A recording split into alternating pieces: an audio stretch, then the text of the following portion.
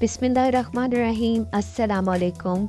आज हम अपनी किचन में जो रेसिपी बना रहे हैं, इन्हें चपनी टींडे, चपनी कद्दू भी कहा जाता है। बहुत ही आसान और मज़ेदार की ये रेसिपी है, इसे ज़रूर ट्राई कीजिए। चलें बनाना शुरू करते हैं। ये 1 किलो चपनी है और इस साइज़ का इन्हें काट लो।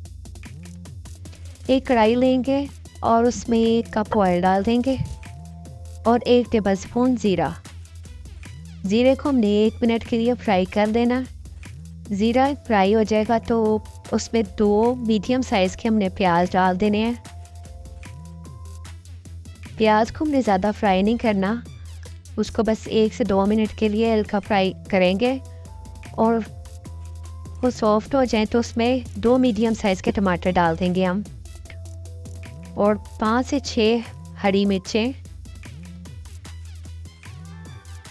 इनको मिक्स करके तो 5 मिनट तक पकाएंगे।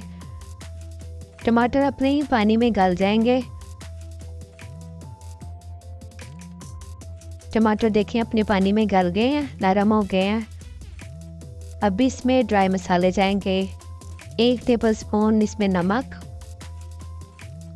1 टीस्पून इसमें सुर्ख मिर्च, 1 टेबल स्पून सूखा धनिया और ½ टीस्पून इसमें हल्दी।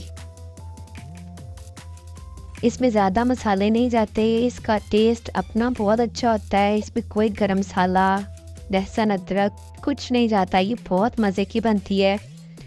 आप इसे ज़रूर ट्राई कीजिएगा और अपने दोस्तों के साथ, फ्रेंड्स के साथ ज़रूर शेयर कीजिएगा। ये कम मसाले के साथ बनेगी और निहायत मज़ेदार लजीज बनती है। अब इसको हमने 5 मिनट के लिए मसाले को भून लेना है।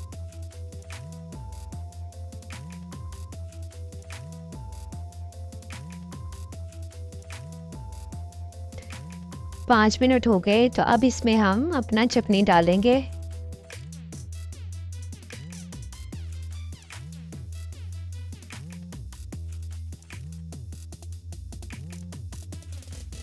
अब इसको अच्छी तरह से मिक्स करेंगे। अब हमने 5 मिनट तक इसको फ्राई कर लेना है।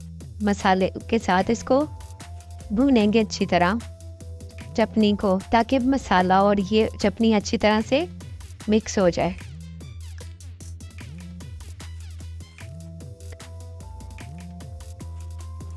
पाँच मिनट तक इसको हम भून लेंगे। हम इसको ढक्कन लगाकर 10 मिनट तक पकाएंगे।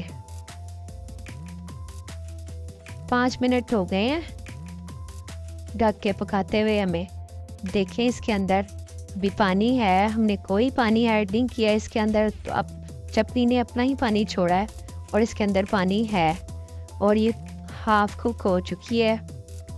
और अभी मज़ीद हम इसको 5 मिनट के लिए और पकाएंगे।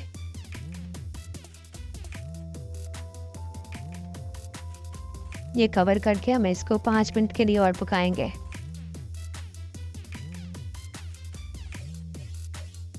10 मिनट हो गए इसको पकते हुए और देखें इसका कितना अच्छा इस पानी खुश्क हो चुका है। हमने इसके अंदर कोई पानी नहीं ऐड किया था और ये अपनी पानी में गल गई है। देखिए कितनी अच्छी गल चुकी है, नरम सॉफ्ट हो गई है।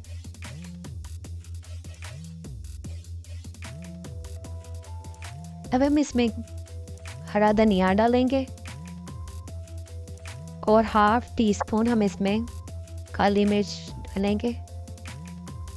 देखें कितने मज़े की तैयार हुई है हमारी आसान सी रेसिपी। माशाल्लाह, देखिए कितनी खूबसूरत तैयार हुई है ये मज़े की हमारी डिश। आप इसे रोटी के साथ, पराठे के साथ खा सकते हैं। बहुत मज़े की बनती है ये। आप इसे अपनी फैमिली, फ्रेंड्स के साथ शेयर कीजिएगा। आपको पसंद आए तो लाइक ज़रूर कीजिएगा और कमेंट में ज़रूर बताइएगा कि आपको ये रेसिपी कैसी लगी। बहुत बहुत शुक्रिया। अल्लाह हाफिज़।